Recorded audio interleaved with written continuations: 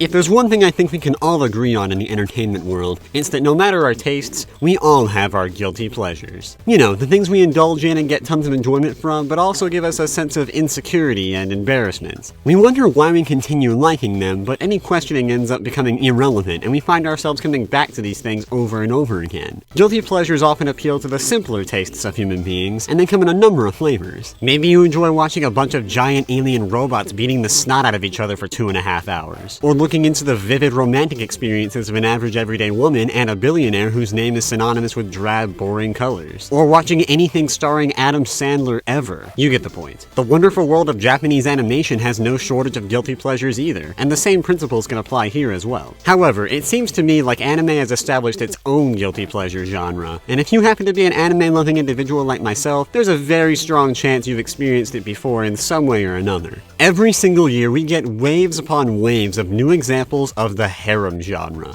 Ah yes, the harem genre. Anime of this variety often present us with romantic comedies featuring innocent young men who are suddenly surrounded by beautiful girls who act as potential candidates for the love and affection of the protagonist, and for the googly-eyed admiration of the viewer. We've all seen it before, we all know most of it is trashy and tasteless, yet that seems to be what we all love about it. After all, shows like these simply are not stopping, and every year they provide us with nearly the exact same types of experiences. With that in mind, just what does it take for a romantic comedy harem series to stand out above the rest? What allows one of these embodiments of pure fan service to reach out beyond the realm of their counterparts and into the anime mainstream? Well, I'm going to try and answer that today by reviewing a certain recent popular harem outing that I'm sure at least a few of you have heard of. Hello my friends, my name is Brian, and welcome to Nerdword Reviews. Today, I present to you all my favorite harem fan service rom-com and personal guilty pleasure. This is Nisekoi, False Love.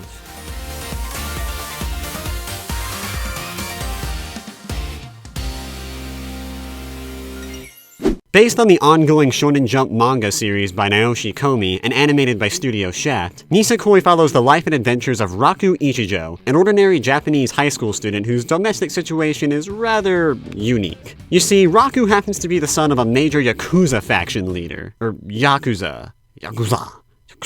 And his family consists of not only his father, but also his father's many gangster associates. Despite his life at home, Raku has his own aspirations to graduate from a top university and lead a normal adult life. Due to these priorities, however, Raku lives a pretty solitary existence and has never really had any romantic experiences. Or maybe he has. Represented by a pendant he's been wearing since childhood, Raku retains vague memories of making a promise to marry one of his friends from the past. He has no idea who this friend was anymore, but what he does know is that if she were to ever reunite with him, she would have the key to this pendant that he had been given by her all those years ago. So we've got a pretty sappy love story already, but wait, there's more. Even now, Raku's got his eyes on a girl from his class named Kosaki Onodera, and he's recently been forced into acquaintanceship with biracial transfer student Chitoge Kurosaki, a super hot blonde who has managed to make the absolute worst possible first impression. Adding on to this, Raku soon learns that Chitoge is the offspring of a gang leader too, and that both his and her fathers have arranged for these two to spend 3 years pretending to be a couple in hopes of this bond resulting in the rival syndicates settling their feud. So there you go, Raku's love life has instantly gone from non-existent to inescapable. Through a forced set of circumstances, a love triangle has now formed between our male lead and his two love interests, the real one and the fake one. At this point, we've got quite the formula for endless amounts of comedy goodness, and for the most part, everything goes rather smoothly at first. I mean, not for Raku, obviously, but for the viewer. I really do have to commend Nisekoi for having an amazingly strong start, with the first 5 to 7 episodes being romantic comedy gold. It's got a good mix of slapstick humor, colorful visuals, mild sexual innuendo, and even lighthearted sweetness that makes it a solid, enjoyable watch for at least the first half of the series. However, problems arise when the series keeps going and tries to implement new ideas to keep things fresh. Normally, that's perfectly fine, but apparently this series' idea of doing that is to simply add more girls. Rather than expand upon the novel ideas it started with, like the mysterious pendant, the gangster heritage, and the love triangle, the series feels the need to instead bring more fine females into the mix, such as Seishiro Sugumi, a hit woman with the job of guarding Chitoge Chitoge, and Marika Tachibana, Raku's self-proclaimed fiancé who appears 3/4 of the way through Season 1. With 2 more girls added into the mix, one of them not even having any legitimate business as a romantic interest, we soon go from a sweet rom-com on a smaller scale to a full-on harem romp that seems to forget what subtlety even is after a while. With the addition of more characters than we had from the beginning, I feel as though the series declines in quality and respectability as it goes through the latter half of its first season. Don't get me wrong, the personality of the series still remains throughout, and the comedy continues to satisfy, but the serious romantic element is slowly lost, and just becomes an endless string of empty promises. It's mostly fine though, given the nature of the series' source material. The anime has no intention of providing its own ending to the series, and seems to be not much more than a pretty and colorful advertisement for the manga, which has been serialized in Shonen Jump magazine for the past 4 years. So yeah, the anime feels far from complete, but given the circumstances, I can accept it for what it is. It's a perfectly enjoyable short adaptation that thankfully doesn't overstay its welcome. At least, it would be if it weren't for this.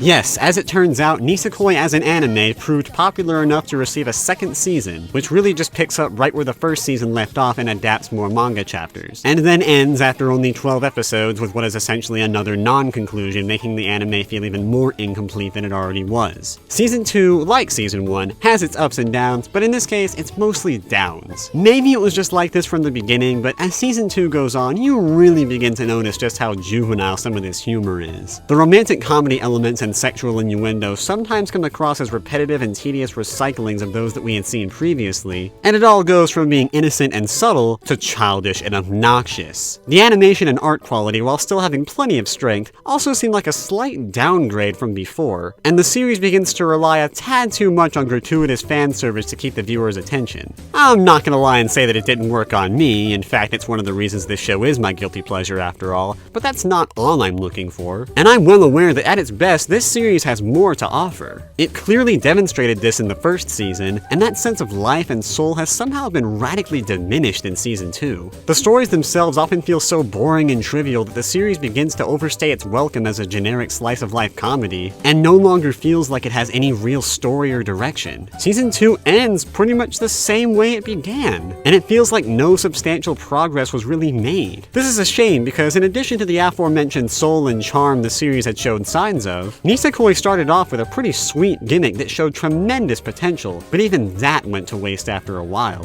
I'm gonna say this right now. I hate this pendant. It's the stupidest, most pointless plot device I've seen in quite a while. Despite its promising implications, it ends up adding nothing to the story in the long run, and becomes little more than an annoyance. It also makes me respect Raku as a character even less, because it often gives him these clouded perceptions of destiny based on past events that only serve to distract him from the opportunities he has in the present. Raku, just quit being so stupid and make a move on somebody! Preferably on Adara. She's a sweet girl, come on, man. Also, though it does stick around for the first half of Season 1, the plot point of Raku and Chitoge being an arranged fake couple for the sake of protecting their gangster families becomes somewhat of a non-issue by the time the anime's episodes have all passed. This was a fun, unique, and often hilarious dynamic that added to the chemistry these two already had, because it would result in some pretty over-the-top fake-outs that added to the series' charm tremendously. Seeing these two people act so lovey-dovey when they actually hate each other was always such a funny and cute thing, and I would have liked to see the stakes be raised even higher when it came to this plot element. This almost happened with Tsugumi, but in the end she just becomes another generic love interest too, practically wasting her character. What I'm trying to say here is that Nisekoi more or less forgets the two distinct reasons why it is Nisekoi by the end of the first season, and I'm sure you can well imagine what negative effects this would have on Season 2.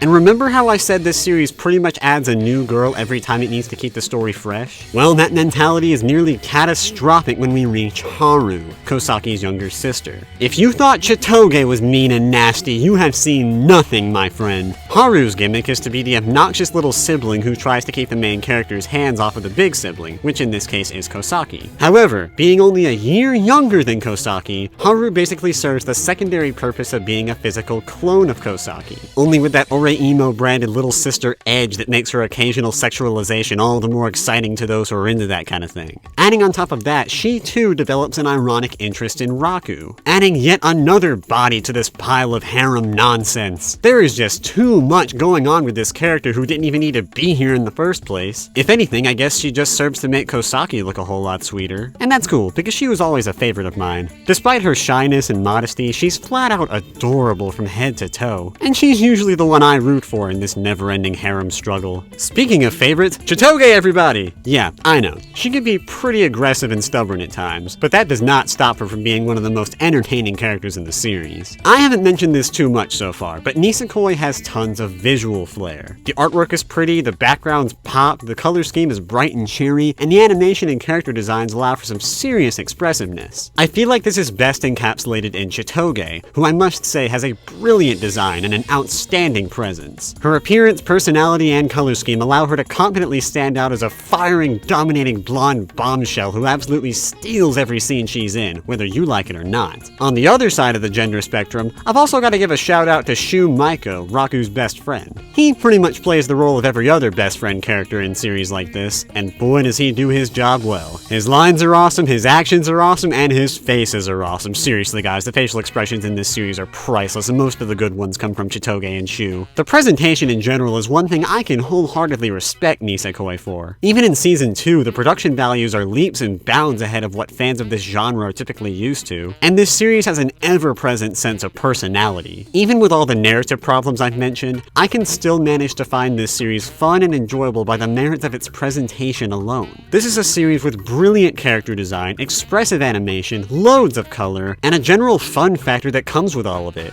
I find Nisekoi overall to be a highly flawed series on its own. It has way too much wasted potential in its story, and as a romance, it usually falls flat on its face because it's too afraid to let its characters' relationships go anywhere. I recognize that from a literary perspective, Nisekoi is rather frustrating, and really no better than any of the rest of the harem genre. However, the reason why I like this series is because when all things are taken into consideration, Nisekoi manages to be greater than the sum of its parts. The visual flair, the sound direction, the individual characters themselves, the friendship elements, the childishly goofy yet still fun and innocent comedy, the lighthearted and cheery tone, the undeniable sweetness of the romantic scenarios, the relatively subtle and reserved yet tastefully titillating fan service. Yes, as silly as it may sound, I think this kind of stuff is an art form all on its own. It all adds up to something that, to me, is a solid work of art in the animation variety. It's a series that, despite being flat out infuriating in its narrative at points, still keeps me coming back with its presentation aspects. Call it Stockholm Syndrome if you want, but I consider myself a big fan of Nisekoi, and I've had too much fun with it to dismiss it for its flaws, no matter how numerous. Heck, sometimes the flaws are what I find myself loving about it in retrospect, at least in regards to the manga, which is still going to this day, and has more or less become nothing but an episodic rom-com/soap opera. While it is frustrating to see that the story really hasn't gone anywhere, the fact that it still continues takes off some of the pressure, and allows me to sit back and just have fun laughing at the absurd situations these characters get into.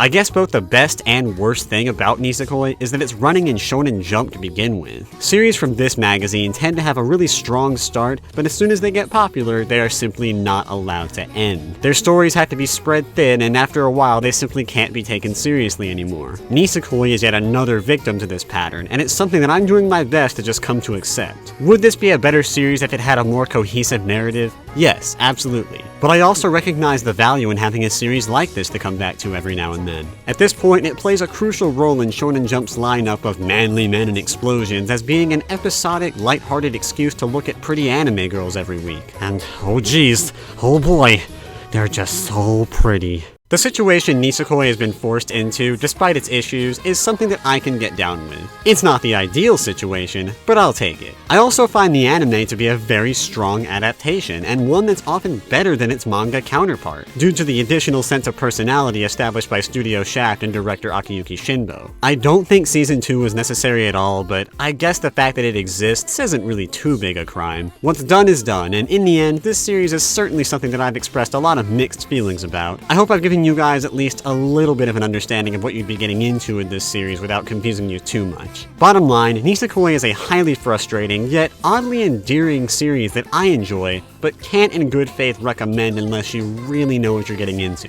I may be a fan of this series, but I don't expect most of the anime community to join in with me in that statement. And that's okay, because otherwise, this just wouldn't be a guilty pleasure, now would it? With all of that said, this concludes today's episode of Nerdword Reviews, and before I go, I leave you all with this. If you enjoy something, be proud, enjoy it to the fullest, and don't be ashamed. Because if pleasure is genuine, then why on earth should you have to be guilty for it? This has been Brian from Nerdword Entertainment, and I will catch you guys later.